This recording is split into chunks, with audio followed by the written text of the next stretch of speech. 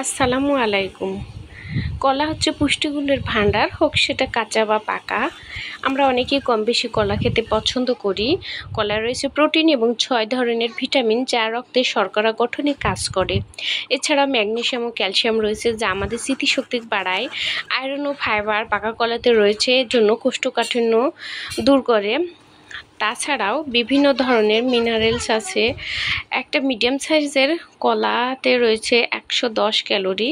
এছাড়াও পাকা কলা নিয়মিত খেলে আমাদের বিভিন্ন ধরনের হরমোনের সমস্যা দূর হয়।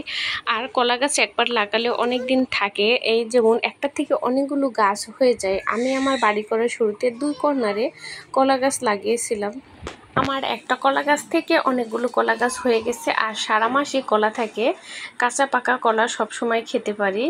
আর এটা হচ্ছে ফ্রেশ, একবারে কোনো সার বিষ দেওয়া থাকে না। কলা গাছে তেমন কোনো যত্নও লাগে না, একবার লাগাই দিলে সারা বছর কলা খাওয়া যায়। তাই আমরা যার যতটুকু জায়গা আছে বা বাড়ি কর্নারেও এভাবে চাইলে লাগাতে পারি সারা বছর কলা খাওয়ার জন্য।